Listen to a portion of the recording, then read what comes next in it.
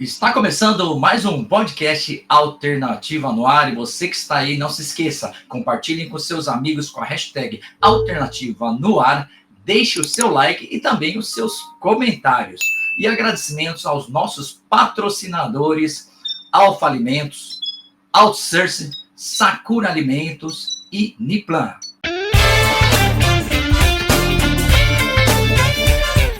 E hoje temos em um episódio especial, ao mesmo tempo de palavras de agradecimento a todos vocês que nos acompanharam durante esses 1 ano e meio.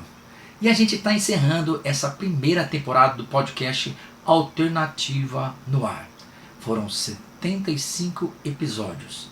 E para a gente relembrar aqueles momentos muito legais das pessoas que compartilharam as suas histórias conosco, nós fizemos aqui uma retrospectiva para vocês. Será exibido em alguns episódios, de 1, 2, talvez até 3 ou mais, porque temos aí 75 histórias incríveis que passaram aqui no podcast Alternativa no Ar.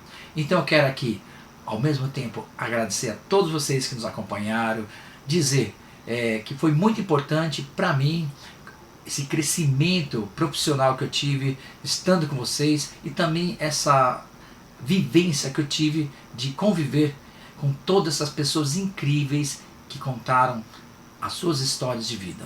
Então, vamos lá, começando para o primeiro episódio da retrospectiva Alternativa no Ar, primeira temporada. É isso aí.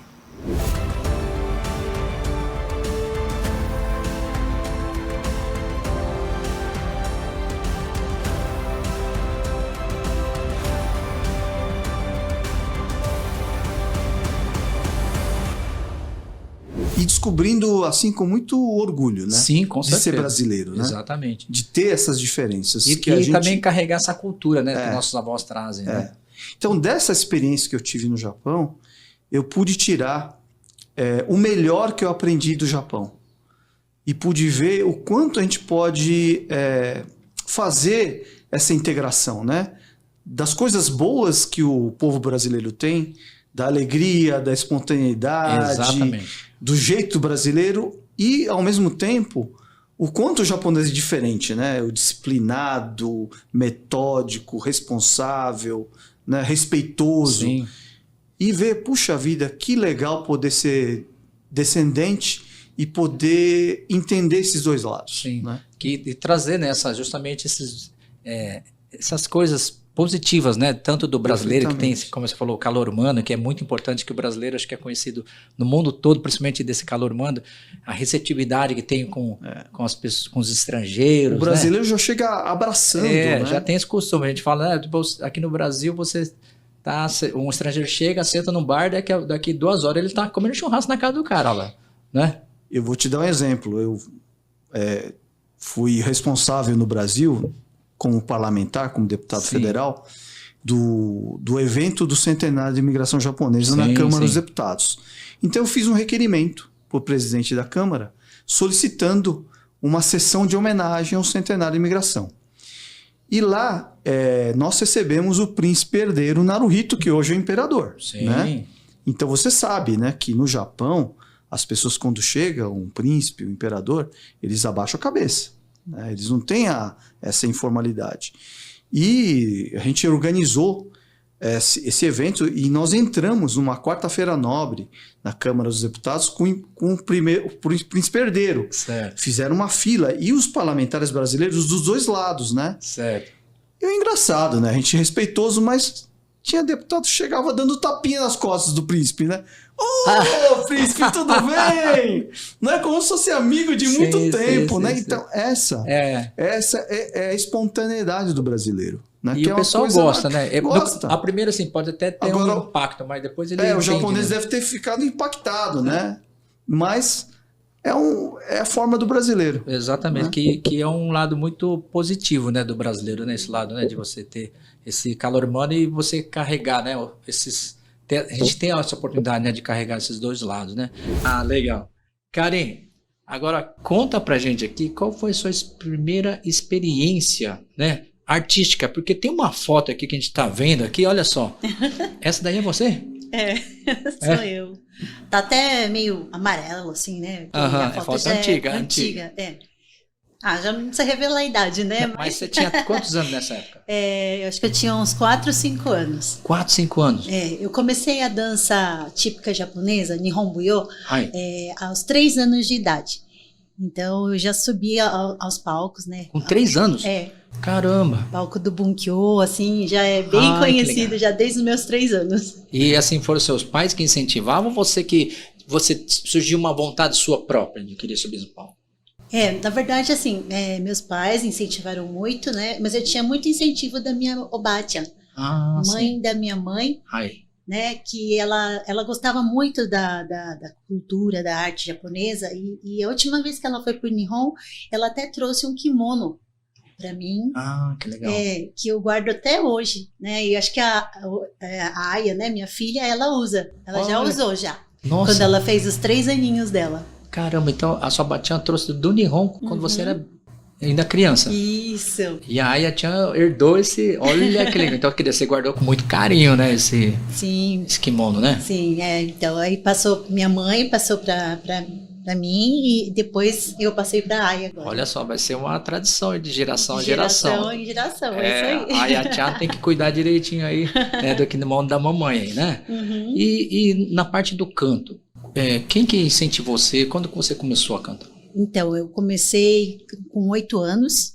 Né? Meu primeiro concurso de karaokê foi cantando música Toyo, né? Música infantil, que era o Donguri Korokoro. Mas, como sozinha, ainda era muito nova, meu pai me acompanhava. Sim. Então, ele competia também, ele se inscrevia nos concursos de karaokê, né? E nós dois cantávamos. Aí, depois, eu tomei o gosto, aí ele deixou para eu continuar. Que legal. E você, assim, desde pequena, né? Você é uma menina prodígio, né? Que conquistou muitos concursos de canto. E naquela época, assim, quais eram os artistas que te inspiravam? Na época, é difícil. Eu gostava muito de música pop, apesar de ser conhecida como cantora de música enka, adorava música pop. Então era da época da Matsuda Seiko, Nakamori Akina, e gostava muito. Mas sempre cantava música da Misora Hibari, Ishikawa Sayuri, né? Para competição era música enka. E essas fotos que nós estamos vendo aqui é dessa época que você participava nos concursos, né? Isso, exatamente. Foi. Eu cantava muito. Quem me conhece sabe que eu canto muito a música Otokobune. Sim. Que foi a que eu me consagrei, assim, campeã, né, de quase todos os eventos da época. Tem uma foto aqui também. Essa foto aqui, ó. Esse daí é o Raul Takaki? É o Raul Takaki. Olha que legal. Mas foi num concurso que ele estava participando como jurado, alguma coisa? Isso, eu acho que foi. Não sei se foi o Pan-Americano, mas foi um dos concursos, isso, que mandava o pessoal pro Japão. Sim. É um país, né? E tudo isso que o senhor aprendeu, né, nesses 3 meses no Japão, então o senhor trouxe, né, muito para o Brasil. Esse aprendizado, conhecimento, essas vivências que o senhor teve em 3 meses, e até hoje, né, o senhor usa, né, tudo o que o senhor aprende lá da cultura japonesa, né? Eu fiquei 3 meses, já no final de 3 meses, eu estava meio angustiado. Bastante angustiado. Eu não entendia por quê, né? E pensando bem, por que eu estou angustiado? Porque no Japão, você não tem sossego, né? Porque toda hora tem alguma cabeça passando nessa frente, tá certo? Não importa onde, na estação de trem, pior ainda, porque é aquela muvuca, né? Tá certo? Você está na rua, da mesma forma, corta a bicicleta, tal. Sim. Se você vai no parque de diversão, domingo à tarde, também é a mesma coisa. Então, você fica cansado, porque você não tem espaço, né, livre para você enxergar o horizonte, né, aquela paisagem livre de figuras. Isso cansa. E aqui no Brasil nós temos hábito de vai no parque, não tem muita gente. Sim. Tem tranquilidade. Isso era né? em qual região do Japão? Em Yokohama. Yokohama. Que é praticamente grande centro lá, Tóquio e Yokohama, né? Isso, né? Então, agora, tem uma coisa boa, porque horário é horário, né? Então, E o hábito japonês se é 5 horas, 5 para 5 você tem que estar lá. Nunca depois. Depois é uma coisa que eles não aceitam, né? Sim, a disciplina, né? Disciplina. Então, o hábito japonês, você não pode dar prejuízo para ninguém, né? Tanto é que a máscara, né? A máscara que eles usam, não é porque você não quer pegar vírus dos outros. Pelo contrário, você não quer transmitir. Então, esse conceito que é importante de você não prejudicar os outros, né? Sempre se preocupando com o próximo, né? Isso foi um grande aprendizado nesses três meses, não só da tecnologia, mas dos hábitos japoneses, esses valores que eles carregam, né? E eu também tive vários cursos, né, sobre a diferença, né? Inclusive os estrangeiros franceses diziam assim, você tem que valorizar a diferença. Então, eu aprendi que no Japão é coletivo. Sim. Essa é a importância do coletivo, né? Não é individual. Nós somos bastante individualizados, tá? E lá é coletivo. Não adianta ter alguém mais, né?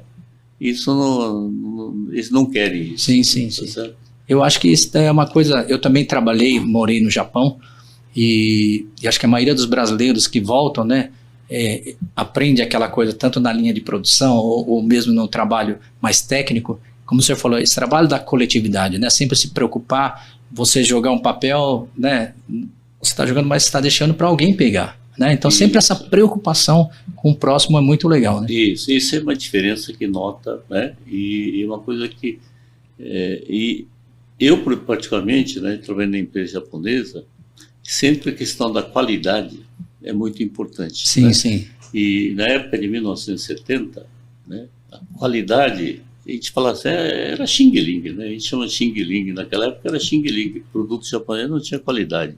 Diziam que não tinha, né? Uhum. E os japoneses investiram muito na qualidade. Certo. Né? Com o professor americano e tal. E isso, por exemplo, depois de 30 anos, faz parte da minha, sim, da minha cultura, vida, da cultura. Né? Né? A qualidade é importante. Né? E se você está vendendo o produto, esse produto tem que gerar satisfação para quem está comprando, através de quê? Da qualidade, da segurança, tudo mais. Isso sim. É uma coisa importante. Então, quando a gente organiza algum evento, a gente tem essa preocupação da qualidade, gerar satisfação, né? Prazer, né? A família se divertir. Isso sim. É uma coisa... faz parte do meu sangue, né, já. Né? E o que te motivou nessa época para você ter ido ao Japão? Na realidade, meu pai tinha ido em 90, né? Sim. Ficou lá um ano, foi ele e a minha irmã. E como eu tinha a confecção, né, era difícil de eu sair. E meu pai voltou em 91, final de 91, foi em junho, julho, mais ou menos. E aí ele fala, as coisas aqui não estão muito boas, né? Vamos tentar uma vida lá. Sim, e sim. que motivou foi meu pai, né? Como ele... lá acho que a situação que a gente está vivendo aqui hoje, acho que lá seria bem melhor. Aí tivemos que desfazer. Né? São praticamente 91 e você ficou até quantos anos nesse período todo aqui? Você fez ida e vindas, né? Foi várias, e numa delas acho que foi em 97 mais ou menos, como eu trabalhava com eletrônica e eu abri uma loja de som automotivo também. Sim, sim. No interior, né? Fiquei 3 anos, né, nessa ida e vinda. Aí em 99 eu fui pro Japão de novo. Ah, entendi. Então, mas teve várias idas e vindas. Walter, tempo aí acho que tem muitos, né, brasileiros que vão e vêm, né, tem essa oportunidade, né, de vem para cá, de repente não dá certo, retorna ao Japão, né, Walter? Porque eu acho que todo mundo, né, que vai para lá, ele quer retornar, nasceu aqui, eu acho que assim, em geral, né, o sonho dele é voltar a montar um negócio aqui, eu acho, né, essa foi a minha... Então foi uma coisa que vinha, não dava certo, voltava para o Japão, então foi... Mas deve ser difícil, né, Edson, você ir para o Japão, a vida lá, trabalhando, é uma vida dura, fazendo hora extra, Eu acho que isso acontece ainda muito com o pessoal que está lá, e tem que guardar o dinheiro, né? Exatamente. Porque esses negócios que você montou aqui no Brasil foi com poupança que você fez lá no Japão, não foi? Exatamente, né? E você fez um planejamento de trazer o dinheiro para cá, fazer um investimento.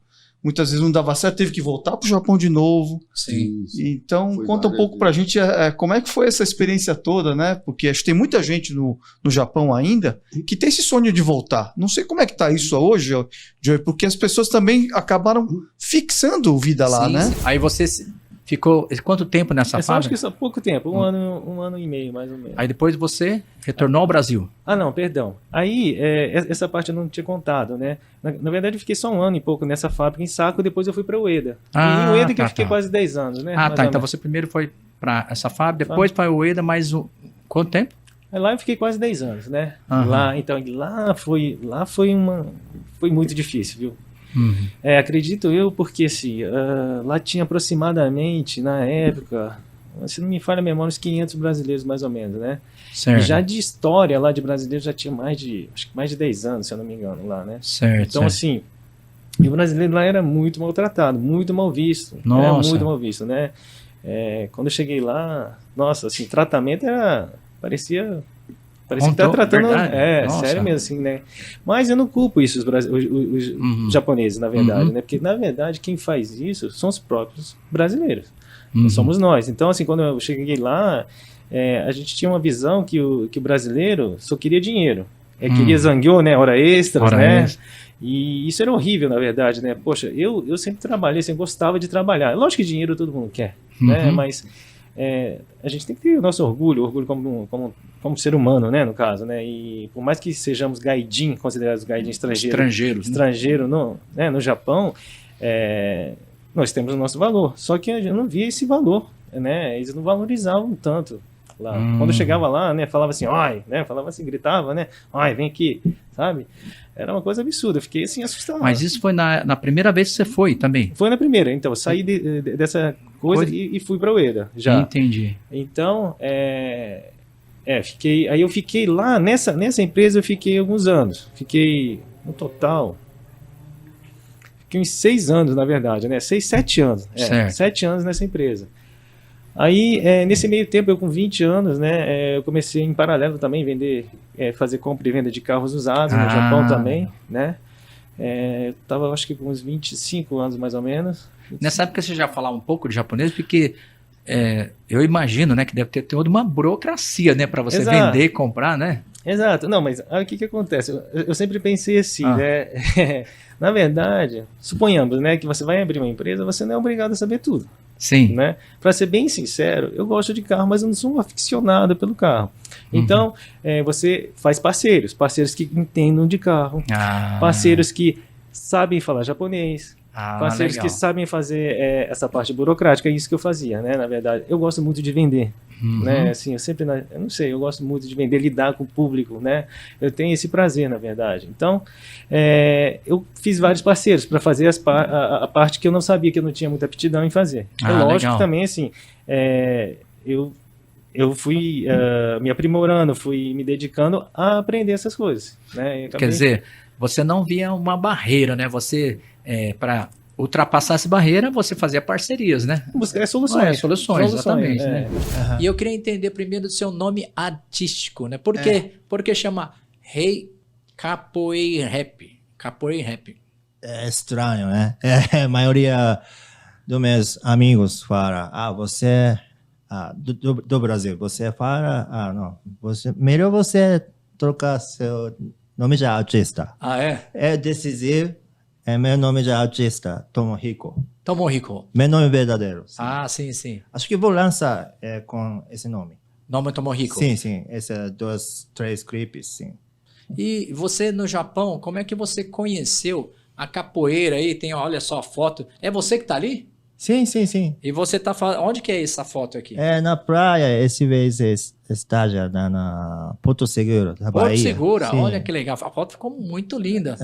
A linda é praia. Sim, as praias são lindas, né? Sim. E você tem aquele cordão. Qual a cor do seu cordão? Agora, É. Aí eu, faz tempo, sem trocar, mas sim, eu agora sou instrutor. Instrutor? Sim, sim. Ah, Mas que passei já, acho que 10 anos, sim. Há 10 anos atrás eu peguei eu cuidando, formado, né? Sim, sim, instrutor, sim. Ah, sim. Ah, então você já é formado e você hoje ensina capoeira para os japoneses, brasileiros? Não, atualmente não, ensino não, mas sim, a gente ainda treina junto lá no Tóquio, mas agora sim, mais ou menos, né? Porque parou pandemia, sim. Depois da pandemia, sim, agora sim. E nessa época que você trabalhou na prefeitura, assim, você teve assim algum desafio que foi difícil de você superar? Como que foi? Olha, eu vou falar que o servidor público, ele sempre é muito visto como um funcionário folgado, né, que é muito criticado. Mas eu vou falar que eu fui uma servidora, assim, talvez até um pouco idealista. Eu fui servidora da Secretaria Municipal da Saúde e eu descobri que eu não nasci para trabalhar em laboratório. Então, eu prestei o concurso para trabalhar em laboratório. Certo. Só que depois, a prefeitura ela começou a terceirizar esse serviço. Porque era muito difícil administrar vários funcionários e é um serviço muito importante assim, para diagnóstico. Sem o exame, o médico não consegue, né, prescrever, dar prosseguimento. E tinha realmente uma deficiência ali nesse serviço e eles resolveram, então, terceirizar esse serviço. E aí eu fui para a área administrativa, então teve o meu terceiro anjinho, que foi o Dr. Aziz, que foi um médico que me convidou para trabalhar no gabinete da Secretaria Municipal da Saúde, para ajudá-lo num projeto, e eu sempre trabalhei, então, nesses 30 anos na área administrativa na Secretaria Municipal da Saúde, principalmente na coordenação hospitalar. Então, você trabalhou 30 anos na prefeitura? 30 anos. Me aposentei em janeiro deste ano. Caramba, que legal! E eu acho que o grande desafio foi realmente, assim, a máquina, ela é bem burocrática, né? Então, nós administrávamos hospitais, e hospital, se falta um medicamento ou um equipamento, muitas vezes você coloca em risco a saúde, né? A vida do paciente. Então, eu tinha muita dificuldade, assim, muitas vezes com a burocracia. Tudo você tem que licitar e tudo você tem que ter tudo muito documentado. Então, eram muitos processos, né? Quando eu voltei do Japão, eu e a Quinha, eu falei assim, Quinha, agora o que vai ser, né, meu? Nós estamos voltando e tal, né, meu? Aí nós chegamos, tava a Miss, não lembro se era a Miss Colônia ou a Miss Nisei. Tava no mesmo voo que a gente, ela e a irmã dela. Aí nós pousamos e tal, aí tinha um monte de repórter, um monte de gente lá. Aí a menina falou assim pra ela, olha, nossa, quanta gente pra te receber, né? E eu lá falei, putz, é mesmo, quem é essa menina, né, meu? Aí eu escuto mas quem é ela? Falei, ela foi a Miss Nisei. Falei, legal, né, meu? Só que quando eu saí no saguão, o Joey, o repórter veio todo mundo pra mim. Falei, cara, aí eu falei, meu Deus, o que é isso, cara? Aí veio meu pai, veio o Nelson, veio a Suzana. Nem você imaginava, né? Não, eu imaginava eu descendo do aeroporto e tá tudo certo. Entendi. Aí eu olhei assim, a menina a menina passou batida lá. Ixi, mano, acho que não era comigo. Mandei muita risada aquele dia lá. Coisas que e depois acontecem, você fez vários né? shows, né? Você fazia shows em todos os lugares, tanto inclusive que foi nessa época também que a gente começou, né, a ter uma amizade maior. Sim. Foi quando existia os concursos, né, da Miss Colônia, pelo Brasil todo, e o saudoso e amigo da gente, que era o William Kimura. O gordo, né? O gordo, ele era muito assim... Dedicado. Dedicado. E ele me trazia, né, naquela época, que eu cantava pop, justamente Itiman Konenwai do Saigon Hideki, né? Exatamente. E a gente cantava, né? Eu me lembro tanto que a Karen também. A Karen era o estilo Enka, Você, estilo romântico, o Newton também, Mário Bayashi. Marçal também. Ele era pop, também pop. E eu também cantava pop. E a gente teve oportunidades aí, fazer muitos, né? Shows juntos, né? Nossa, cada encrenca que a gente teve, né? Eu me recordo, gente, olha, uma experiência bem engraçada que nós passamos, foi lá no Miss Rio de Janeiro. Né? Essa foi boa mesmo. Essa no Rio de Janeiro, porque, gente, a gente saiu... Eu lembro que a gente saiu lá na Cinelândia, cara, andando a pé, né? A pé lá na Cinelândia, fomos lá pro auditório, aí chegamos lá atrás, todas as meninas se trocando e tal, não sei o quê, e falando, e onde tem camarim pra gente se trocar? O cara chegou, eu lembro muito bem, eu não lembro de quase nada, mas disso eu lembro. O cara chegou pra mim com cara de preocupado, falou, Nuril, Joey, não tem camarim, cara. Não tem camarim. Aí eu já ia dar falei, pô, como que não tem camarim, cara? Ele falou, você se importa de se trocar com as minas? Claro que não, cara. Mas, o cara colocou... Então, até aí eu falei assim, pô, não, é que você não tá lembrando de um episódio, eu acho que... Quando ele falou, não tem camarim, ele falou assim, vocês vão ter que se trocar lá no banheiro das mulheres. Das mulheres. Só que, gente, foi assim, ó, era um banheiro, imagina um banheiro entrando e tinha um balcão de madeira. Você lembra disso? Eu lembro disso. Tinha um balcão de madeira. Né? A gente teve que agachar e ficar se trocando no balcão dentro do banheiro das meninas e as mulheres chegando assim, o que tá acontecendo aí? A gente, pera aí. O cara colocou um varalzinho, né? Colocou uns panos que tinha na frente, toalha, pra não ver as meninas se trocando. Se trocando, Só que aquele negócio tá tudo aberto, cara. Então, aí... Não, essas partes eu não lembro, não. Mas... E, Walter, agora também tem um momento aqui que te queria falar da história que você comentou lá atrás, no início da nossa entrevista, que você comentou sobre a questão da época quando teve o tsunami, né? Quando deu de Shin, lá em Hokkaido, né? Tokaido. Não, Tokaido não. Sendai. Sendai. É a região de Sendai, que é a província de Sendai. Hokuriku. Que teve o terremoto.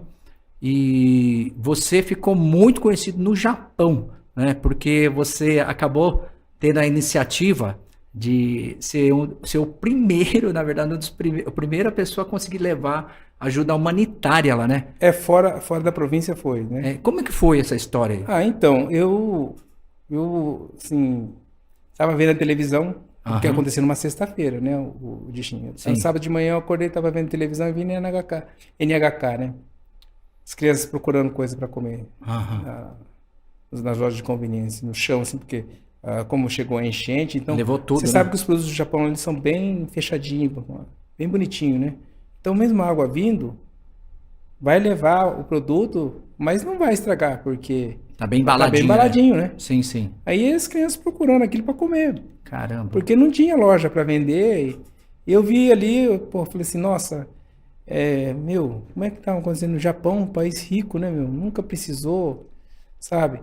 E aí, quando eu era criança, os meus pais sempre falavam uma coisa chamada okaishi, que seria retribuir. Okaishi, né? Se você tem alguma coisa boa, então você retribua isso, né?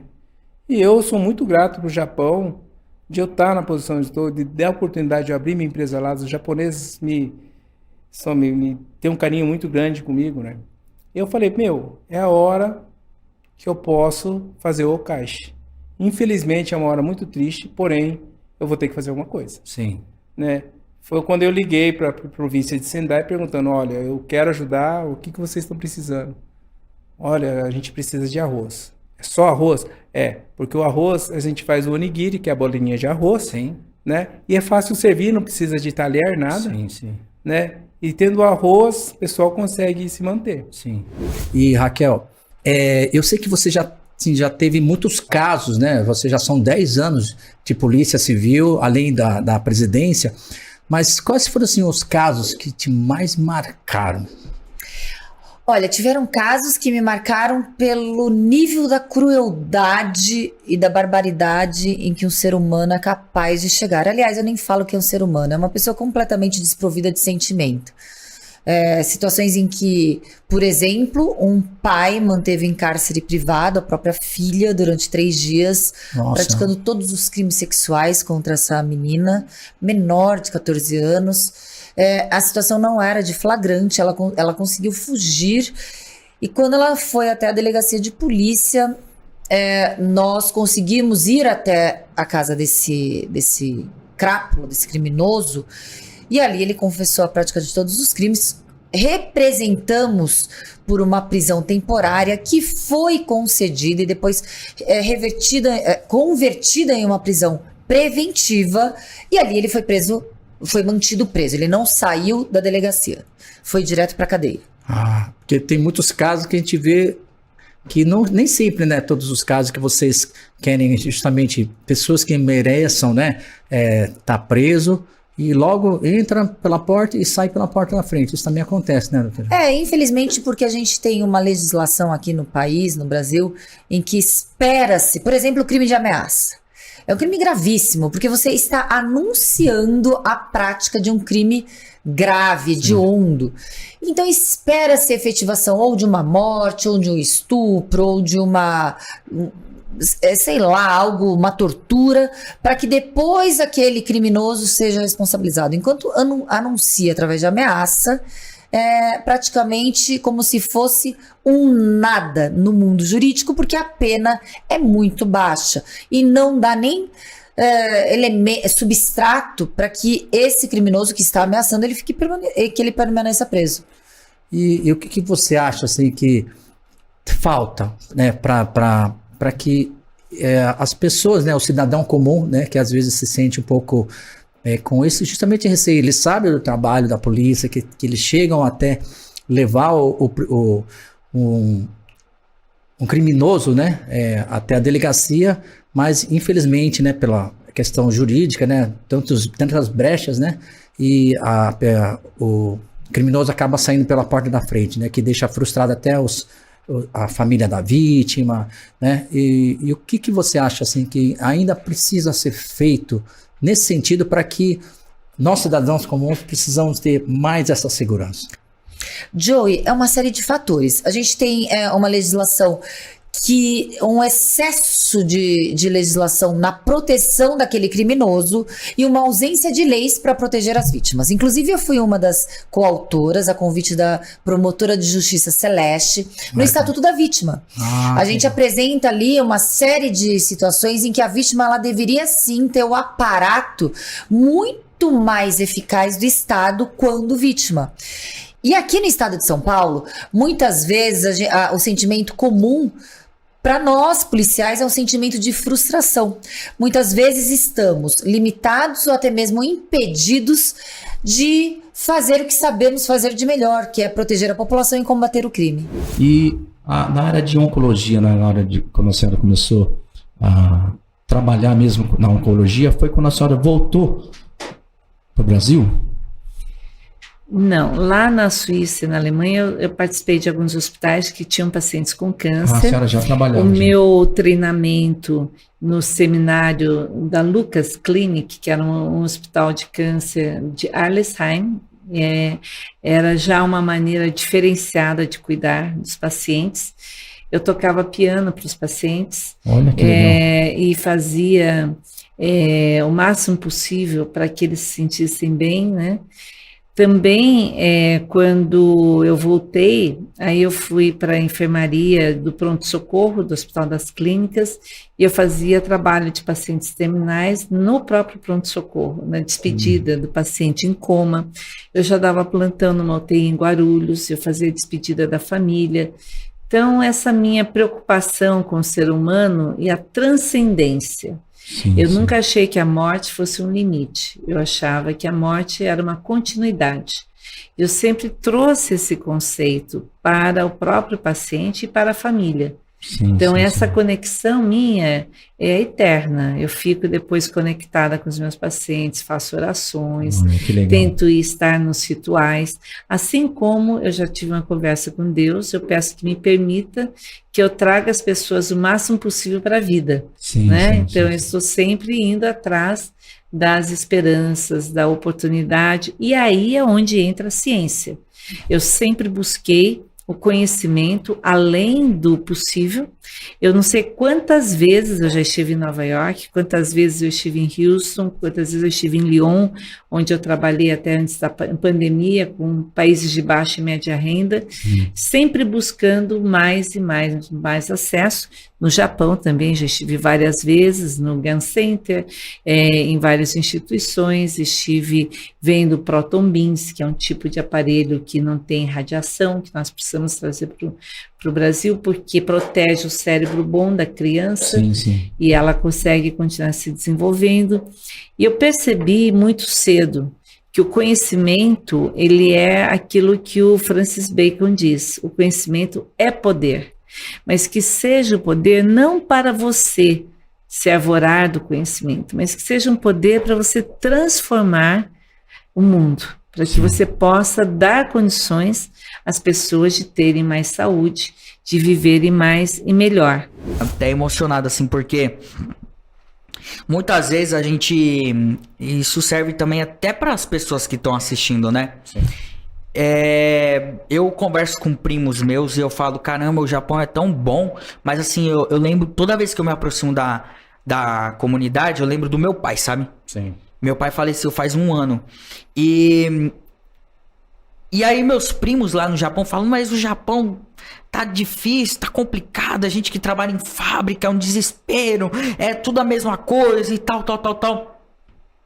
E aí quando eu converso com meus primos aqui no Brasil, eles falam, mas aqui no Brasil e tal, nunca tá bom. Sabe, nunca tá bom. Quando você tá no Japão, tá ruim o Japão. Quando tá no Brasil, tá ruim o Brasil. Nunca tá bom. Só que depois que meu pai faleceu, parece que, assim, tudo que ele me falava hoje faz sentido, sabe, Joey? Todos esses dias, assim, eu convivendo com a comunidade, eu vejo o quanto essa comunidade é rica e o quanto a gente tem que valorizar todas essas coisas, sabe? Porque a gente olha para a vida do próximo, carro importado, carro de milhões, já tive, desde criança. Casa de milhões, eu tenho. Todas as coisas, fama, eu tenho desde sempre. Mas, assim, eu pegaria qualquer coisa de tudo isso pra ter mais um dia com meu pai, mano. É isso que eu luto e quero compartilhar com outros jovens, que assim, a gente precisa valorizar tudo que a gente tem hoje. Exatamente. Sabe? Então, assim, eu não percebi o quanto meu pai tava envelhecendo, sabe? Toda vez que eu entrava em casa, eu falava, caramba, meu pai cabelo branco e tal. Pô, eu queria ter mais um tempo com ele, sabe? Hoje eu valorizo muito a minha mãe, que eu me preocupo com ela e vejo o quanto que ela já não tem tanta disposição para fazer as coisas. Ela não tem tanto... E assim, eu quero ir pro Japão para criar os meus filhos lá, para mostrar para eles. Eu sei que a juventude hoje não abraça tanto isso e não valoriza tanto os mais velhos como valorizavam antes. Mas assim, eu quero estar num país para mostrar o que o meu pai me ensinou. Sabe? Porque o que o meu avô ensinou pro meu pai, eu quero passar pros meus filhos também, sabe? Então, assim, todo mundo, todo lugar que eu tô passando, as pessoas vêm falar, mas o Japão não tá como antes e tal. Mas, assim, eu quero estar perto da minha cultura, sabe? Eu quero estar perto da cultura que fez eu ser o que eu sou hoje e valorizar o que eu tenho hoje, sabe? Que não são os bens materiais. Com certeza. É a família, sabe? É a família. Me entristece demais, Joey. Eu me lembro... Ver pessoas... Me lembro do seu Nelson, né? Seu Nelson, isso. Seu Nelson, me lembro do seu Nelson, né? Que ele sempre estava te acompanhando. Que acho que uma coisa que eu admiro bastante, que seus pais, né, sempre te apoiaram aí desde pequeno. E a falta, né, que deve estar fazendo, né? E a gente sabe também que realmente, às vezes, a gente tem tantas coisas, né? Em volta da gente, no dia a dia, e fica nessa loucura, essa vida louca que você teve, até de repente essa fase louca que você teve, né? E aqueles poucos momentos que você talvez poderia estar curtindo de outra forma, né? Você acabou curtindo de outras, né? E depois você, de repente, né? Seu pai não está presente, e você fala, caramba, quantas coisas eu podia ter vivido mais. Joey, eu lembro, tipo, de detalhes, sabe? Tipo, e meu pai contava, assim, o tempo que ele ficou comigo lá no Nihon. Ele falava, minha vida trabalhando lá em obra era difícil, filho. Mas, assim, eu tinha sua mãe, eu tinha você. E mesmo com todas as dificuldades, a gente tinha o amor. Então, o amor, ele supera qualquer dificuldade, sabe? E eu lembro, Joey, que nos momentos mais difíceis financeiramente, porque uma coisa, Joey, é a pessoa nunca ter, né? E a pessoa olha e fala assim, caramba, um dia eu vou ter um carro, um dia eu vou ter uma casa, um dia eu vou ter... Outra coisa é você perder tudo, sabe? E eu cheguei nesse nível de perder tudo. E eu lembro que eu cheguei em casa envergonhado, porque eu que bancava tudo. A parte financeira era minha. Eu tinha essa responsabilidade sobre a minha família. Eu cheguei em casa um dia e envergonhado, sabe? Sem honra nenhuma. Sentei na mesa e falei, desculpa, pai, que eu não tô tendo dinheiro pra pagar as contas. Aí meu pai falou assim, quando a gente era pobre e não tinha nada, você era infeliz? Eu falei, não. Era muito feliz. Ele falou, então, se você perder tudo e a gente tiver que voltar no mesmo lugar, você vai estar infeliz? Eu falei, como assim? Ele falou, se a família estiver unida e forte, a felicidade tá ali. Exato. A felicidade não tá nas coisas que a gente conquista, sabe? E essas coisas eu guardo muito dentro de mim e, assim, é muito forte. Toda vez que eu vou nos eventos e olho cada coroa, assim, japonês, eu lembro do meu pai, sabe? É difícil pra caramba. Não sei, as pessoas aí que assistiram já perderam algum parente Covid. Olha, você tá falando uma história muito parecida. Eu tenho uma história também muito semelhante, que é essa coisa de perda, né? A gente, como artista, né? A gente vai atrás dos nossos sonhos, a gente corre, né? E quando a gente perde alguém, também perdi minha mãe quando eu fui pro Japão, fui tentar ser cantor lá e perdi. Eu entendo exatamente o que você tá sentindo. Mas eu tenho certeza, viu, de que o seu pai, né, só o fato de você ter se reencontrado, né, tá seguindo agora, né, as palavras de Deus e você tá aí nessa nova vida, eu tenho certeza, cara, ele sempre vai estar com você, cara. E é muito legal isso, o resgate. O resgate de que você falou, o resgate dos seus ancestrais. Essa mensagem, cara, acho que principalmente para os jovens, cara. Para os jovens é muito importante. É muito, mano. Porque às vezes os jovens hoje, eles estão deixando de olhar para os pais. Eles estão deixando de falar, pai, obrigado, cara. Obrigado pelo mistura que você me dá. Obrigado pela roupa que você me deu. Obrigado pela comida que eu tenho hoje em casa, cara. Né? E às vezes... Porque assim, se a gente parar e pensar, hoje a gente tem facilidade em tudo, né? Exatamente. É o que a gente tava falando. Eu lembro muito, muito. Toda vez que eu vou dormir, eu fico lembrando das histórias que meu pai contava. Ele falava, filho, a gente no Japão... Era cartão que tinha que colocar lá e não tinha como eu ver a sua avó, não tinha nada. A saudade apertava e muitas vezes a gente recebia carta com foto, apertava também. Hoje a gente não valoriza nada. Era semanas pra chegar, cara, e hoje eu valorizo cada coisa, Jorge. Caramba, o que meu pai fez, passou pra dar um futuro melhor pra mim, isso não tem dinheiro que pague, sabe? Me parte o coração de ver a juventude, a molecada nova não valorizando nada disso, sabe? E reclamando também de estar no Nihon, reclamando de estar no Brasil, reclamando de tudo, sabe? Hoje a minha maior felicidade, mano, é saber que minha mãe tá com saúde, a minha irmã e minha mulher. É dali que eu busco a minha felicidade. Muitas vezes eu buscava a minha felicidade fora da minha casa. Mas no momento mais difícil da minha vida, quando não tinha mais dinheiro, não tinha mais fama, a única pessoa que tava comigo era Deus, minha mãe, meu pai e minha irmã. Aí eu falei, cadê todos aqueles amigos? Quem tá comigo? Aí, Deus fez tudo isso pra eu entender que eu preciso, e você que tá assistindo, precisa valorizar quem realmente está com a gente, meu. Não tem coisa maior do que isso, meu. Enquanto o senhor ainda estava como presidente, né, do Hospital Santa Cruz, vem outro desafio, né? Também o senhor adora desafios, né? Desafios, né? Adora desafios, né? Ainda como presidente, veio o desafio de assumir a presidência do Bunkyo, né, que é a Sociedade Brasileira de Cultura Japonesa, né, de Assistência Social. Bunkyo, que é o órgão maior, né, da nossa comunidade, né? como é que foi para o senhor, né? Porque assim, o senhor falou praticamente a adolescência, a época que o senhor estudou, trabalhou, sempre foi muito fora da comunidade. Apesar que o senhor trabalhava numa empresa japonesa, também a NEC, ia sempre para o Japão, mas o senhor começou a se aproximar mais da comunidade na época do Hospital Santa Cruz, como o senhor falou, sentia essa vontade, né, de eu preciso, né, voltar às minhas raízes, trazer o que eu aprendi para contribuir para a comunidade. E depois, de repente, assumiu o Bunkyo. Como é que foi esse processo de terem chamado o senhor para o Bunkyo? É verdade,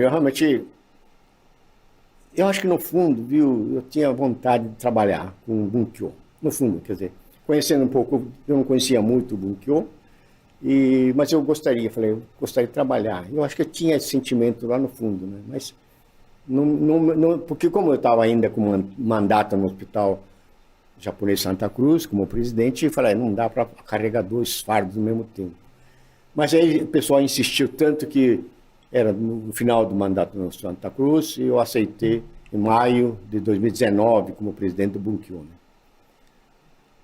Aí, quando fui para o Bunkyo, fiquei alguns meses, e aí caiu a ficha, realmente, que era um negócio totalmente diferente.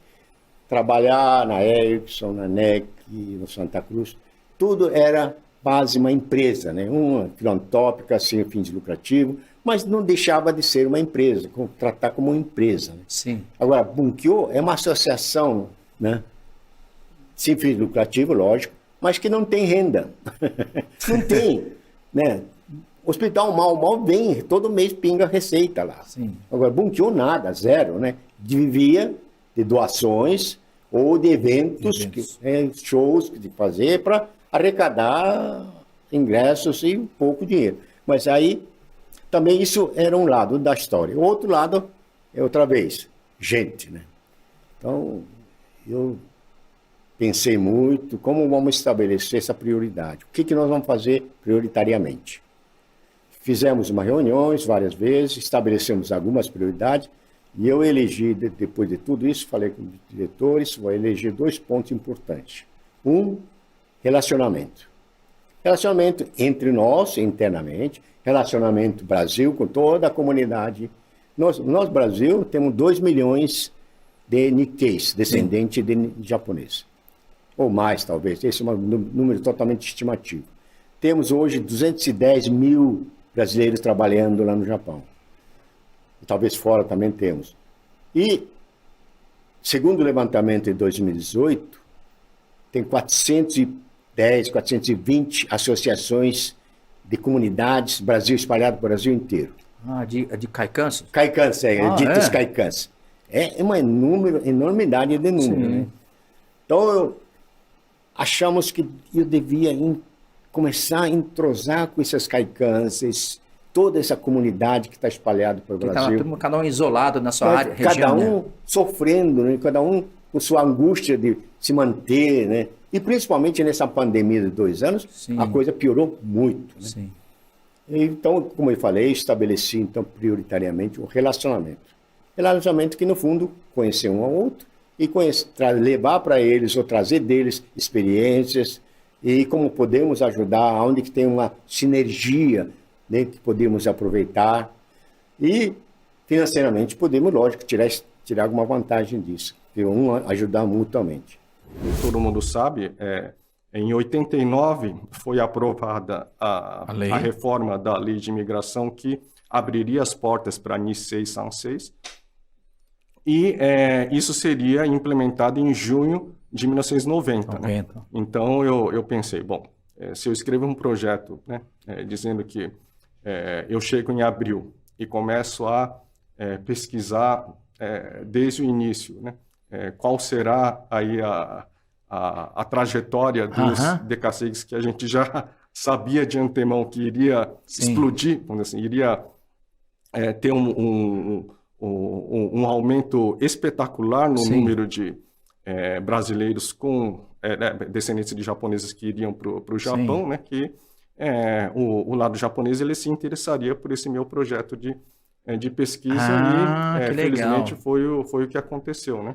Que legal. Então quer dizer que você já meio que já estava visualizando, né, realmente o que ia acontecer desde da notícia que você teve da aprovação da lei em 89, né? Quer dizer, só em junho, né, que foi aplicado a lei e você já percebeu que ia ter esse boom, né, que foi, né, em 2 anos, praticamente quase 300 mil brasileiros que foram para o Japão, mas foi mais ou menos esse número, né? Quase 200 mil. Sim, exatamente. Só não enxergava quem não queria, né?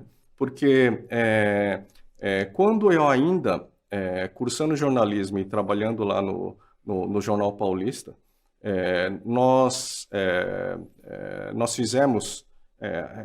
teve uma época em que a gente lançou um jornal só em português, chamava Japão Agora, né? Japão Agora. E nesse caderno somente em português do Jornal Paulista, eu fiz uma mesa redonda, um debate ali, que provavelmente foi o primeiro, entre aspas, vamos dizer assim, um simpósio sobre decassegues em língua portuguesa ali, Olha, com gente que já tinha voltado. Estamos falando de 88, hein?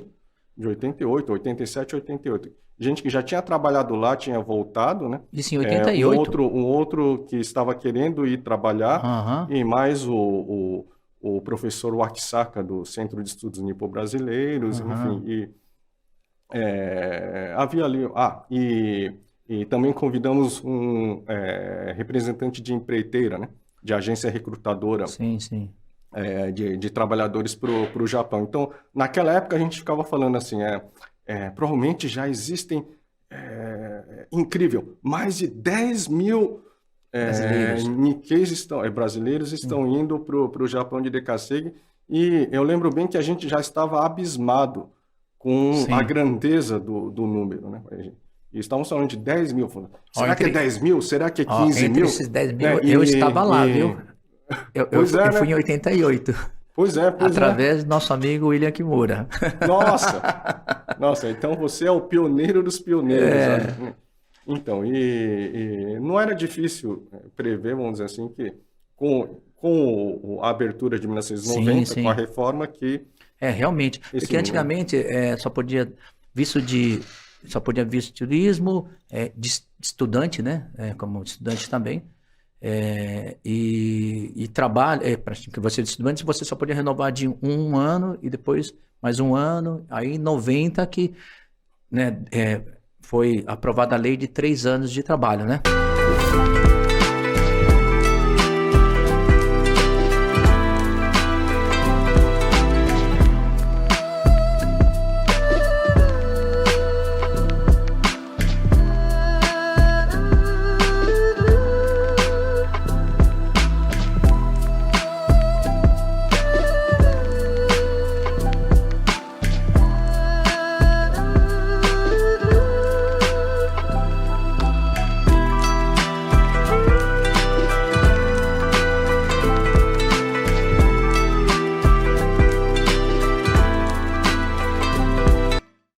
Bom, tô aqui agora na área VIP, gente, e olha só quem eu encontrei aqui. Kim Kataguiri, deputado federal Kim Kataguiri. Kim, os eventos voltando, o Festival de Japão voltando, e você sempre participa, não só prestigiando, mas também trabalhando numa das barracas das províncias aí. Em qual barraca você está sempre ajudando? Estou sempre ajudando a barraca de Nara, né? Há 15 anos atrás, uma irmã minha ganhou uma bolsa para estudar lá, e desde então, ela e eu sempre estamos ajudando aí em retribuição, né? A bolsa que ela ganhou para estudar lá. E estamos hoje vendendo lá o nigirazu, quem quiser, robata, shimeji com bacon, tá lá, tá vendendo bem, quem quiser curtir lá tá uma maravilha. E como é que tá essa expectativa dos eventos voltando, Festival de Japão depois de 2 anos aí parado? Olha, sexta-feira costuma ser um dia de menos movimento, mas a gente viu o maior movimento sexta-feira de todos. Próximo Festival do Japão, vamos ter que pegar um lugar maior que... realmente a demanda está muito grande, acho que o pessoal ficou muito tempo isolado, né, em casa, sem festival, sem festa. Nossa comunidade gosta muito de um festival, de uma festa, e esse aí para mim, se eu fosse apostar, acho que seria o maior de todos. Olha que legal, então, você que está aí, Festival de Japão 2022, e ano que vem tem mais, né? É isso aí, vem com a gente. E olha também, tô com uma pessoa muito importante, grande amigo, presidente do Bunkyo, do Brasil, né, na Liberdade, Dr. Renato Ishikawa. Dr. Renato, o evento, né, Festival do Japão, voltando depois de 2 anos. Tá sendo bom, né? Maravilhoso. Realmente, o pessoal estava ansioso para poder participar desses festejos. E eu acho que encontrar realmente, presencialmente, pessoalmente, dar abraço com os amigos, rever boa gastronomia com os Kenjinkai, é maravilhoso. Eu acho que nós estamos esperando muito o retorno desse festival. E hoje, muito bom, né? Doutor Renato, ele também que sempre apoiou a comunidade, e uma das características mais fortes do Dr. Renato é agregar a toda a comunidade e juntando aí a todas as regionais do Brasil inteiro. Parabéns, Dr. Renato. Obrigado. O senhor está convidado, já sabe que a gente vai estar entrevistando o senhor para contar a história incrível de vida do senhor. Com certeza, será um grande prazer. Eu não sei se vai ser muito bom, mas enfim, história de 84 anos é bastante história. Então eu prefiro Joy. Muito obrigado pelo convite, estaremos lá. É isso aí, Festival do Japão 2022. Os eventos voltando depois de 2 anos sem evento Festival do Japão. Como é que está sendo? Sucesso total, muita participação e as pessoas com toda essa energia que ficaram nesses 2 anos reclusos por conta da pandemia, poder agora estar aqui nesse 23º festival. Muita gente participando, deve bater recordes de público e com certeza um agradecimento muito especial, como falou aqui o organizador, às pessoas que fazem aqui esse evento, as pessoas que fazem de forma voluntária. São mais de 10 mil pessoas e recebendo aqui milhares de pessoas. Alegria para a cidade que tem a maior colônia Nikkei do mundo. Governador, Festival do Japão também, muita gente com saudade dos eventos e o governo do estado também sempre presente. Isso, e celebra a união, celebra a história da colônia japonesa no Brasil e em São Paulo e celebra como ela foi importante para que a gente pudesse chegar até aqui. Então é uma alegria partilhar esse momento com a comunidade japonesa e com todos os paulistas que vêm aqui a esse festival, lembrando dessa história importante, mas principalmente tendo esperança de um futuro melhor, de um futuro promissor, onde os japoneses que migraram para o Brasil há mais de 100 anos têm uma participação fundamental nessa história e no nosso futuro. Eu estou aqui nos bastidores, encontrei com o Roberto Nishio, que é presidente da Fundação Kunito Miyasaka, que apoia, né, as entidades e vários projetos já há vários anos, né, Nishio-san? Sim, praticamente desde 2013, né, Joey, que nós vemos ajudando a comunidade, as entidades da comunidade a realizar seus eventos. E hoje estamos especialmente felizes em retomar esses eventos presenciais. E o Roberto Nishio, que, como eu comentei, né, a entidade Kunito Miyasaka, que já faz esses projetos, né, apoiam as entidades beneficentes, a todos os projetos. E agora voltando, né, Festival do Japão, 2 anos sem festival. Como é que está sendo essa vivência aí de estar voltando os eventos, Nishio-san?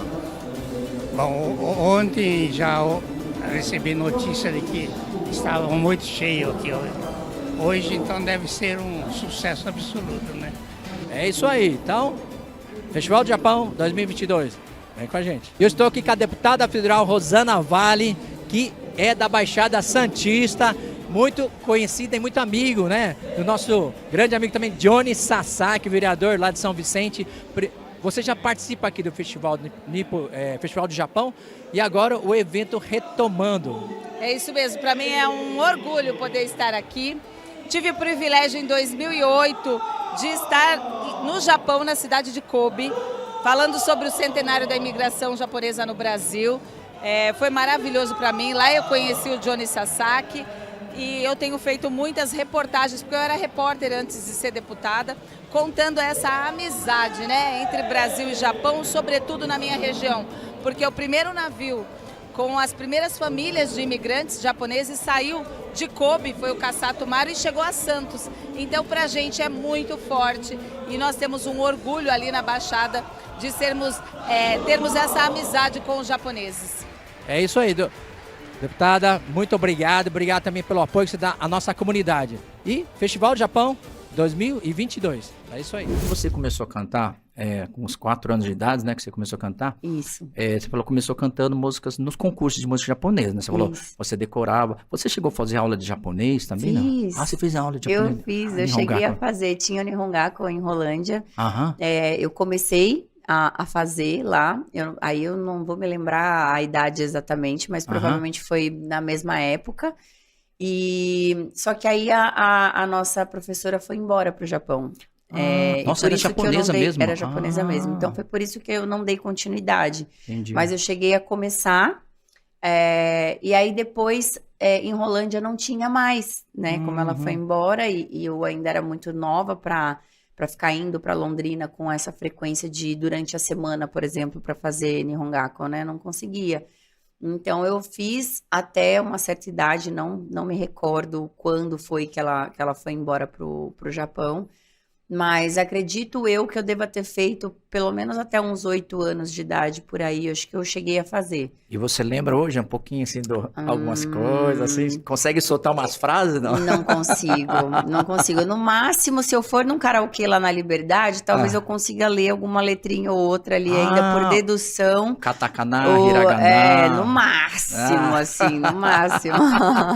Muitas eu já nem lembro mais. Mas as palavras básicas, assim, né? O sayonara, arigato. Ah, sim, eu consigo me comunicar, assim, o básico, cumprimentada. E lá em Rolândia, você praticamente passou a sua juventude lá em Rolândia, né? Foi. E como que era essa? O que você lembra dessa época da sua juventude em Rolândia? Era interior, né? Interior do Paraná, cidade muito pequena, então era uma vida muito, muito simples e muito comum, sem grandes emoções, né? E as suas irmãs nasceram lá também? Eu meio que cuidava delas, né? Minha mãe, por um bom tempo, também teve loja de roupa. Ela gostava muito, né, também dessa parte. Acho que eu herdei um pouco disso também gosto muito de moda. Então, ela teve por um tempo loja de roupa. Então, eu cuidava das minhas irmãs. Eu ia para a escola de manhã. E a minha mãe me levava para a escola, ia para a loja. Aí eu voltava da escola, que era muito próximo, né? Era uma quadra da minha casa. Então eu descia a pé com os meus amigos, né? Até em casa. Dava o almoço para as minhas irmãs, que era arroz com ovo e shoyu. Uma iguaria. Aquele ovo cru? Ah, era ovo cru, né? Ah, gente. Eu sou apaixonada até hoje. Minha filha come. Sério? Ó, gente, isso é um prato. Para quem não conhece, da comunidade conhece, mas tem que ser um gohan, né? Aquele arroz japonês bem quente. Pelando. Você quebra um ovo cru lá em cima, joga o show e mistura, né? Uma cebolinha ainda, assim, ó, pra finalizar. Delícia, me deu até água na boca. A gente fazia muito, justamente por isso, pela praticidade, né? Porque como eu era muito jovem, muito pequena, minha mãe não queria que eu mexesse no fogão. Né? Então ela deixava o arroz pronto na panela de gohan. Aquela panela japonesa, né? Que mantém o arroz quente, né? Então ela falava, ó, você vai tirar o arroz aqui, vai colocar o ovo, vai misturar com o shoyu e vai dar para as suas irmãs. Certo. Então era isso. E elas também comiam? Eu dava para elas comerem.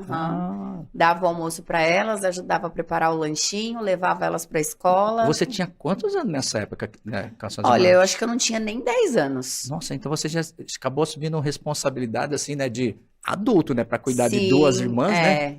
E essa convivência com vocês brigavam muito? Brigava, né? Era porque coisa de eu irmão. me sentia a dona da casa, né? A Nechan. Né? Então... Nechan era total mais velha. A Nechan, né?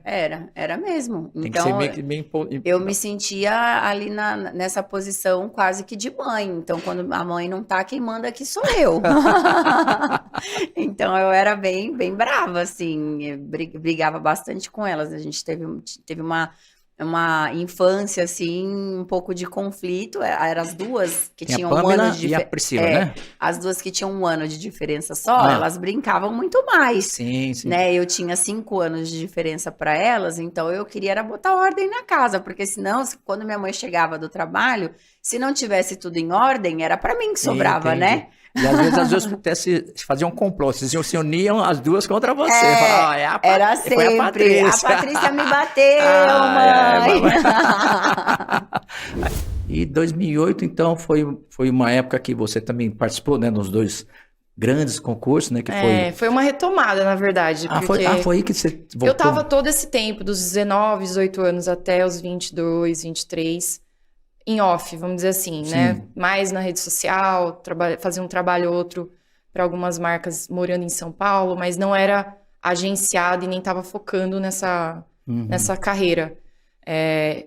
E aí, assim, teve o convite. Conheci o Kendi. Kendi Amai. Kendi Amai, incrível, muita gente boa. E ele me convidou para participar do Centenário. Sim. E aí que eu tive esse momento de voltar a participar de concurso. E foi nesse concurso que você comentou que participou com outras descendentes, né? Exato. E você falou assim, nossa, quantas meninas bonitas, né? Não, fiquei encantada. Eu mesma criei um preconceito na minha cabeça também. Não vou negar que eu sofri o preconceito, então você cria também um preconceito. Sim. De que a beleza oriental não é percebida da forma que ela deveria. Certo. E que existe um estereótipo da oriental, né? Baixinha, né? Mais sem cor, assim, sem curvas e tudo mais. Mas não é bem assim, né? A gente sabe, são perfis, cada perfil tem um estilo de corpo e de jeito. E lá eu vi que tinham todos esses perfis muito abrasileirados. Sim. Nessa mistura toda aí da miscigenação do Japão com o Brasil. E nessa época das baladas e das organizações, quais foram os seus maiores desafios? Assim? Em termos empresariais, você diz? Exatamente, você organizar uma balada, o que era difícil naquela época? Porque vocês eram todos jovens, né? E faziam um empreendimento, assim, uma organização que mobilizava lá, tinha 3 mil, 5 mil pessoas lá. Era... Como que era, assim, para vocês administrar tudo isso? A gente tinha muita força de vontade e muita gente em volta, né? Muitos amigos. E várias pessoas, vários jovens querendo participar e ajudar. Então a gente tinha até promoters e head, sub-head. Tinha cargos, né? E claro, a gente sempre foi muito profissional, né? Da parte técnica, segurança, a gente deixava médico para atender se precisasse. Se tivesse algum caso, já levava para o hospital. E hoje em dia, encontrando, tem alguns até que você conhece, que vieram falar comigo, Kendi, graças a vocês que eu aprendi várias coisas, ser líder, a trabalhar, e hoje são grandes empresários. Por quê? Na época, o cara é moleque, mas tinha que lidar com o público. Então ele está cuidando de uma fila, ele tinha que saber falar com as pessoas para que essas pessoas respeitassem ele e obedecessem, vamos dizer assim. Legal. O Fábio Shin já era um pouquinho mais extrovertido ou ele era ainda aquela pessoa um pouco retraída? Um pouco mais solto, mas ainda envergonhado, assim. Porque até que a minha cabeça vai longe, né? Até essa parte que eu falei dessa época, né? Que eu saí de casa, eu só saí por conta porque minha família, né? Minha avó não aceitava muito eu viver disso. E foi quando eu consegui minha primeira entrevista na TV. E o primeiro pagamento realmente de um trabalho que eu fiz foi quando eu voltei para casa. Então quer dizer assim, você saiu e falou assim, não, eu não volto para cá enquanto eu não provar, né, que o meu sonho, né, o meu sonho de trabalhar com desenho japonês pode dar certo, né? Eu não aconselho ninguém a fazer isso que eu fiz, porque foi difícil. No começo, Onde você dormia, cara? Então, no começo era na casa de amigos. Só que eu passei alguns dias dormindo ali no Ibirapuera. No Ibirapuera? Mas aonde? Ali naquela estátua que tem perto do obelisco, na rua mesmo. Na rua? E aí eu era sócio do Sesc, então eu tomava banho no Sesc Consolação e no Sesc, acho que era mais o Consolação, depois no Vila Mariana. Caramba! E eu tinha amizade com o pessoal, seguranças da piscina, então minhas roupas ficavam lá. Começou um divisor até de águas, né, que eu acredito que tá lá no Japão, né, e eu fico pensando, né, empreiteira, uma mulher, né? Você não chegou assim, talvez ter um pouquinho de dificuldade, né? De você ser chateou de uma empresa, né? Uma mulher, em frente de uma empreiteira, quando fala chateou tal, já a pessoa fala, é homem, né? Shachio, que ele seria presidente, dono da empresa, né? Proprietário, né? Você sentiu alguma coisa nesse lado meio machista, de dificuldade de você ter que se impor de novo, né? Como você fez na primeira vez, agora como mulher e uma dona de uma empresa? Até hoje. Até hoje? Até hoje. Uhum. Porque, assim, geralmente, assim, assim, 26 anos atrás, mulher, de novo, né, as pessoas, assim, você conversando pelo telefone e quando a pessoa você encontra pessoalmente, é nítido, assim, a cara da pessoa, assim, de... A reação. É mulher. Por exemplo, no meu cartão de visita estava Guimarães, Márcia. Pô, não faz ideia se é homem ou se é mulher, né? No japonês, não, né? Sim. Não sei. Né? Imaginam, né? Isso que quando você fala com os japoneses é quando você vai lidar com o pessoal das fábricas, assim, os diretores, né? Que você vai fazer a colocação dos trabalhadores, é isso, né? No início, eu colocava em vários lugares de uma empresa grande também, né? Depois que nós somos em uma região, né, eu me dediquei muito a uma fábrica, que era muito mais fácil. Sim. Mesmo assim, você provar o tempo todo que você está entendendo o que ele está falando, né? Aquela coisa assim, você está entendendo o que eu estou falando? Eu acho que eu estou respondendo à altura, então eu estou entendendo o que você está falando, né? Mas eles desconfiam o tempo todo, né? Agora não, né? Mas na época era muito complicado, né? Quem já foi pro Japão? Eu tenho uma história engraçada com isso, porque em 2018 eu estava com a viagem fechada, passagem comprada ida e volta, hospedagem paga, tudo certo. Uma semana antes meu visto foi negado. Como assim? Sério? Mas foi negado assim, mas teve algum motivo? Porque eles não dão justificativa, né? Eles só negam e não dizem por quê. Meu e aí Deus. você tem 6 meses aí de geladeira pra você tentar ir de novo. Mas só que aí não tive mais... Já estava tudo programado, Tudo passagem certo. comprada. Tudo certo. E onde que era o seu roteiro que estava programado aí? Era Dubai, Japão, Londres. Aí eu acabei fazendo Dubai, China. De raiva eu fui pra China. E você... Mas hoje eu conheci o cônsul. Eu falei, pô, cônsul, meu visto foi negado, você acredita? Ele, mas quando que foi isso? Eu falei, em 2018. Mas é que eu não era cônsul ainda. Eu não estava aqui. Boa resposta, hein, cônsul? É o cônsul Kuana, né? Mas quando você fez essa programação, você teve um roteiro se é para Tóquio? Onde você queria ir? Eu quero muito conhecer Shizuoka, porque é a cidade do meu avô, né? Sim. É a província. A província do meu avô. Mas eu quero, quando eu for, eu tinha feito um roteiro mais ou menos, mas eu acredito que assim, não era pra ser, entendeu? Então, quando for pra ser, eu vou querer sentar e vou ter que fazer isso tudo de novo, porque depois que eu comecei a fazer os eventos lá da Japan House, que eu comecei a conhecer os lugares, eu falei, não, tem tanto lugar que eu quero ir agora, eu quero fazer aquele turismo de templos, turismo gastronômico, já vou colar na Thelma Shiraishi lá, porque eu quero fazer o turismo gastronômico, e Tóquio, claro, né? Lógico. Aí eles disseram assim, então o que você quer fazer? Eu falei, o único produto que tem, que eu enxergo aqui, é lonas locomotiva. A lonas locomotiva é algodão, impermeável, mas não é sintético. Então você pode colocar no transporte de alimentos, verduras, e também tenda para os nômades da Arábia Saudita. A Arábia Saudita dos árabes, né? Mas eu via que o nicho de mercado era muito pouco, muito pequeno. Pouco não, muito pequeno, desculpa. Nessa ocasião, eu pensei, meu Deus, o que essa empresa tem que eu posso levar?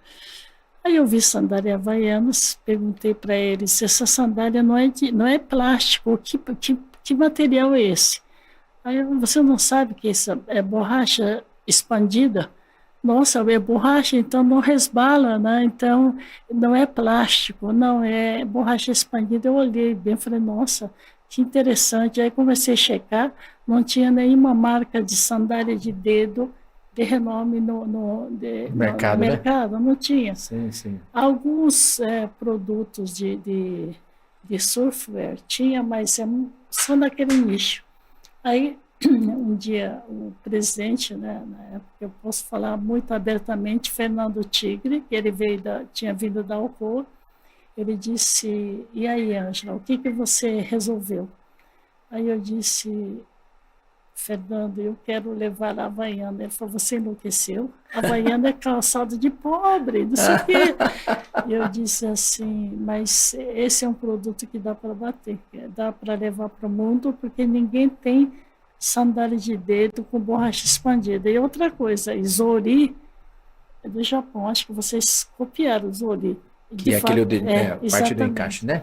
E o borracha expandido foi também o químico da Alpargata errou na composição, que sempre teve sapato esportivo. Sim. E no solado não pode expandir demais. Sim. Então expandir demais e deixou assim uma quantidade grande de placas de borracha expandida.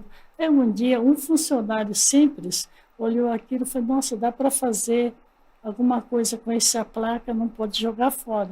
Uau. Então, em São José dos Campos, tinha japonês que plantava arroz e fazia zori. Sim. Sabe o zori de pare de arroz? Sim, sim, sim. Aí que ele, é o chinelinho de arroz, né? Aí ele recortou e botou tiras e virou Havaiana. Isso em 1962. Caramba, então na verdade foi até para um erro de projeto, né? Porque que foi resquício, né? Exatamente, material. Mas só que foi o que a Alpargata naquela época, os químicos foram muito inteligentes e começou a fazer a expansão errada, mas dividiu dois químicos diferentes. Um fazia uma parte, o outro fazia outra, para não deixar vazar isso. Até hoje não conseguiu, ninguém consegue expandir. Ah, que legal. Então, por isso que ainda continua sendo, né, um produto assim que não se copia, né? Não consegue copiar porque o segredo está na expansão. É igual uma Coca-Cola, diz que está dividida em várias, né, a fórmula, né, vamos dizer assim, né? Mas quando você partiu para ser um profissional, foi antes da Olimpíada, da primeira Olimpíadas, ou foi depois? Não, já depois de 2 anos. Em questão de 72 a 75, eu já começou a trabalhar profissionalmente? Em questão de 3 anos, eu igualei o recorde brasileiro de 100 metros do adulto. Caramba! Então foi uma coisa meteórica, né? Então... Isso nos 100 metros? 100 metros. Isso, quantos segundos foi? Era 10 e 1. 10 na época, que era manual, né? Caramba! Então, e era uma coisa rara, né? Descendente de japonês, que normalmente essa prova é só negro. Sim, né? Então aqui é muito incrível, realmente, você em tão pouco tempo, né, ter ascendido aí, né, com tempos, né, tão significativos, né? E você foi para a Olimpíada, né? A primeira Olimpíada que você foi em 80, em Moscou. Em Moscou. Exato. Como é que foi participar da primeira Olimpíada? Porque você trabalhou, né? Trabalhou para isso, né? Batalhei para isso, né? Porque, que nem eu te falei, foi muita dedicação, né? E que nem eu falo para os meus atletas, que não adianta você só ter talento físico. Tem que ter outros atributos aonde que você tem que trabalhar também. E se não, que é a dedicação, a aplicação, a disciplina, tudo isso faz parte. Até o lado psicológico. Exatamente, a parte mental. Né? E isso é importantíssimo, principalmente na formação. Porque muitas vezes o atleta ou profissional da área, psicologia, eles começam a desenvolver um trabalho com atleta em alto rendimento. Mas não, o trabalho tem que vir sendo desenvolvido na formação, tanto na parte física e a parte mental. Sim. Para não acontecer até naquele caso, né, daquela atleta que, né, teve alguma certa pressão, né, ela exatamente, não está preparado para isso. Não aguentou a pressão. Exatamente. Né? Isso tem que ser trabalhado na formação. Porque é uma cobrança muito grande. Nossa né? Senhora. Você representar um país lá no Mundial que todo mundo está vendo. Exatamente. Né? E isso acaba influenciando. E nesse ano de 80, né, na União Soviética, Você participou de várias provas de velocidade? Não, eu fiz 100 metros, eu fiz 2 tiros, né? Porque eram quarta de final. Não, é oitava de final, quarta de final, semifinal, final. Eu fiz só 2 tiros, eu não fui para semifinal. Certo. Isso no 100 metros. E no 4% nós fomos finalistas. Ficamos em oitavo. Vocês ficaram em oitavo. Até eu dei uma pesquisada lá e vi seu nome lá, que você até teve, né, essa corrida, tirou em oitavo? Corri de terceira perna, terceiro homem. Olha que legal. E quando fala 4%, deixa eu só entender, eu sou leigo, né? Esse referendo 4%. Qual que é a estratégia?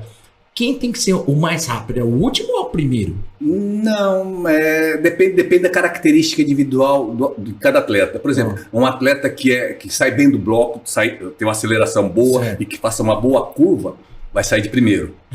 E aquele atleta que tem um 100 metros, que é mais resistente, que faz um bom 100 e um 200 metros, ele corre o miolo, porque é a parte da corrida, do revezamento, onde ele corre um percurso maior. E o último homem é aquele atleta mais aguerrido que... Entendi. E você era o terceiro homem. Aquele que tem esse bom rendimento. Exatamente. E normalmente esse miolo tem que ter habilidade em receber o bastão e passar o bastão. Que legal, que legal. E agora me fala assim, União Soviética, né? A gente fala hoje, que é um assunto, né, até muito recente, a questão dessa guerra. E aquela época da União Soviética é uma coisa muito mais fechada, né? Como que foi essa... como que era vocês, atleta, estar num país... Vocês eram... Tipo assim, tinha um militar seguindo vocês? Só para você ter uma ideia. Eu lembro que até hoje... quando nós chegamos no aeroporto, para sair do aeroporto, era policiamento era um corredor, só de policiais. Você passava no meio, aí quando nós entramos no ônibus, na estrada, indo para a Vila Olímpica, a cada 50 metros tinha um policial. Caramba! É uma coisa que então deixou... Então vocês não tinham liberdade de sair, fazer compra, assim, ficava só dentro da Vila Olímpica? Era muito difícil a gente poder sair. Você tinha que sair com autorização. E lá onde nessa região que você estava, não estava muito frio nessa época? Não, porque é no verão, né? Que em julho, foi em julho, final de julho para começo de agosto, a Olimpíada. Que foi bem na época que era na época da Guerra Fria, né? Ainda na Guerra Fria. Como nessa Olimpíada houve o boicote do Ocidente, primeiro dos Estados Unidos. Os Estados Unidos não participou, né? Nesse exatamente, pela aquela questão da invasão da União Soviética no Afeganistão. Atrás de toda a arte, atrás de todo artista, né? Eu acho que nós artistas, nós somos muito sentimentais, né? E na nossa arte a gente coloca o sentimento, né? Então, uma lágrima, uma tristeza, uma alegria, eu acho que tudo isso reflete, né? Na pessoa. Então, eu assim, fico muito feliz, né? Que você está se abrindo e colocando esse seu sentimento para fora. Não, e sabe que é uma coisa que eu acho importante falar sobre isso mesmo, né? Porque eu recebo tantas mensagens, sabe? De gente que gostaria de fazer o que eu faço hoje. Sim. Ou, sabe, de ter coragem, porque as pessoas me perguntam, mas tá, como foi o seu começo? Como a sua família, sabe? Sim. Como os seus pais aceitaram? E eu sei muito como é essa preocupação, né? Porque, poxa, os nossos pais deram tanto duro, sabe? Deram duro para trabalhar e, sabe, dar uma boa educação, da gente dos filhos terem... Ter uma vida um pouco mais segura, sem sofrer tanto como eles sofreram, né? Sabe, exato, né, de batalhar tanto e de ter uma facilidade. Eu pensava muito assim poxa, será que eu tô desperdiçando essa oportunidade, sabe? E assim, no começo, quando eu fazia os projetos, eu trabalhava com estamparia, eu também fazia de fim de semana outros projetos, né? Então eu dei aula em vários lugares, mesmo muito para juntar um dinheiro, sabe? Se eu quiser largar e ficar um tempo sem trabalhar, mas só focando nisso, vai estar tudo bem. Porque eu não queria também preocupar os meus pais, né? De nada, assim. Eu queria tentar. Mas eu sabia que se falasse para qualquer pessoa, eles iriam, tipo, falar, mas você tem certeza? Tipo, você tem um trabalho, sabe, seguro, você tá começando e tá tão difícil encontrar um trabalho, sabe? Você tem um trabalho que te paga bem e que tá estável, você tem certeza? E eu não queria ouvir essa pergunta, porque eu não tinha certeza. 2 segundos. Então, eu entendo muito, sabe, quando as pessoas me perguntam assim, como foi essa transição? Porque não foi fácil. Mesmo eu tendo todos os privilégios possíveis, não é uma questão fácil, né? Mas o que você falaria, então, assim, para essas pessoas, né, que têm de repente, essa mesma insegurança, a mesma dúvida, o que você falaria para essas pessoas? Eu falaria para fazer uma reserva e tentar, sabe? Não precisa ser... não precisa largar tudo. Eu acho que não é para todo mundo. Não é para todo mundo largar tudo e falar, eu vou viver de arte. Não, eu acho que não funciona assim. Mas fazer uma reserva e tentando nas horas vagas. Para ver mesmo se é isso, né? Se aquilo, se essa rotina te faz bem ou se é esse jeito de viver que você quer. Porque hoje eu tenho certeza, assim, que esse é o modo que eu gosto de trabalhar, Agora deixa eu perguntar aqui, você também trabalhou na área de investigação também, né? E você já teve alguma vez assim, tipo daqueles filmes de se disfarçar? Eu tive uma ocorrência de um disfarce né? Na realidade eu me disfarcei de carteiro. Carteiro? Pois é, carteiro, mas né? Como é que foi essa ação? A gente estava numa investigação, né? Inclusive de um homicídio que aconteceu aqui na região de Moema. Um empresário, né, tinha sido assassinado e a gente tinha identificado os autores, né? Só que a gente não tinha... Uma coisa é a gente identificar, outra coisa é a gente conseguir prender. E a gente identificou, só que ainda não havia a prisão, não havia feito a prisão dos autores do crime, do homicídio. A gente tinha os dados deles, né? Onde eles moravam, etc e tal. E não conseguíamos localizá-los, porque eles estavam fugitivos, eles estavam homicidados. Acontece que a única, né, alternativa que a gente bolou, né? Posso dizer assim, foi nos fingir sermos do correio e entregar uma mercadoria. Tem uma modalidade do Sedex que você entrega só para a própria pessoa, né? Certo. Então, por exemplo, Joey Hira. Então, é só você que recebe. Então, a gente marcou lá essa entrega e a gente escreveu o nome dessa moça, o nome do rapaz. E foi entregar na casa dela, né?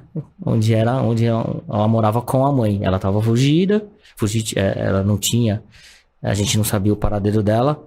E nesse dia a gente teve que retornar, porque depois a mãe dela entrou em contato. A gente deixou o telefone e tal, né? Aquela coisa toda. Sim. E a mãe dela, acho que a curiosidade mata mata o cachorro, né? Então... Ela ligou pra gente e a gente retornou no dia que ela tava lá. E aí a gente bolou a operação e acabou prendendo ela. E nesse dia a gente acabou se disfarçando de carteira. Foi uma coisa bem inusitada, assim, mas acabou dando tudo certo. Esse dia quase fui atropelado até. Eu acho que hoje eu nem estaria aqui. Na verdade. Quando você fez você fantasiou de carteiro? Porque eu tava na rua, né? E quando eu dei a voz de prisão, aí chegaram as viaturas, né? Que a gente tinha dado sinal. E as viaturas chegaram correndo, né? Quase te atropelou. Aí uma viatura quase me atropelou. Faltou, acho que 5 centímetros, eu acho, pra ter passado. Assim. Porque eles vêm com uma velocidade, né? Bem incrível mesmo, né? E, Érica, tem uma passagem também na sua vida, assim, bastante assim, sensível, né? De um assunto sensível, que eu sei que isso mudou também bastante o seu trabalho, né? Hoje, os seus projetos que você está atuando hoje, que foi em 2021, né? Que foi a sua filha, né? Que acabou se suicidando, né? E isso foi um choque muito grande para você. E depois disso você tomou a frente, né, de vários projetos, né, em cima desse trabalho e também até essa preocupação de dizer a importância, né, para os pais, né, sobre esse tema. Como é que está sendo esse trabalho que você está fazendo daqui para frente, depois de tudo que aconteceu? Então, em agosto de 2021, a minha filha cometeu suicídio e até fiquei muito mais balançada pelo fato de que no SABJA a gente trabalha com prevenção ao suicídio de jovens e de adolescentes, e isso eu não consegui evitar o da minha filha. Então, assim, isso me abala bastante. Só que eu tenho um lema agora que eu decidi transformar a dor em amor.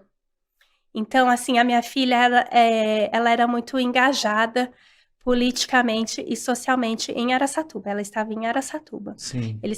Meus filhos cresceram no Japão, mas por decisão própria estavam morando em Araçatuba.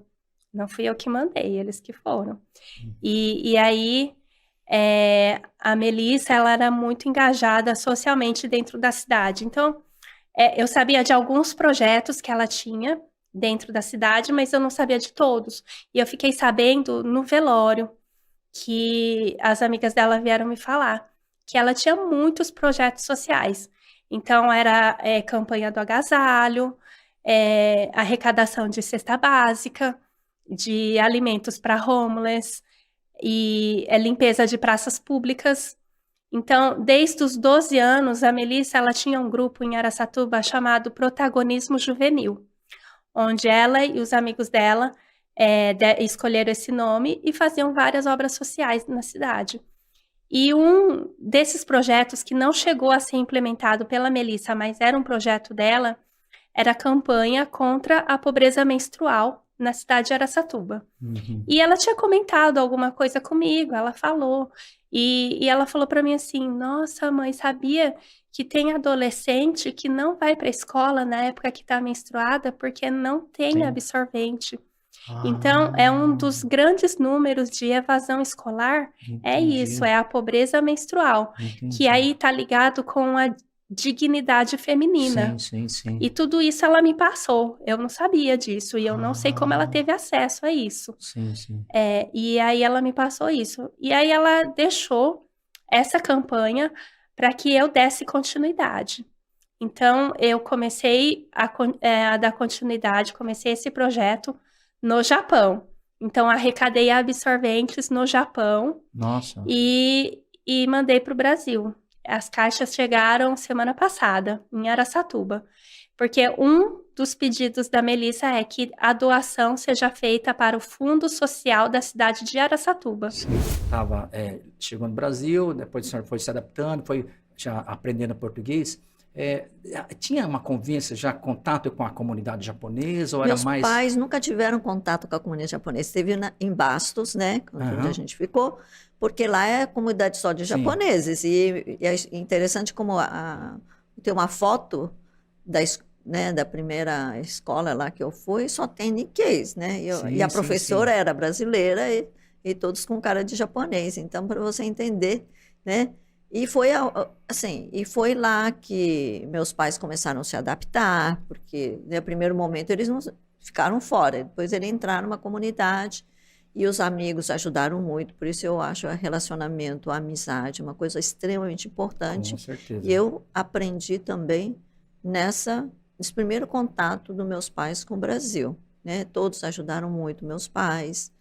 E como é que plantava, sabe, né? Então, eu acho que foi muito importante essa fase da comunidade ajuda, japonesa, né?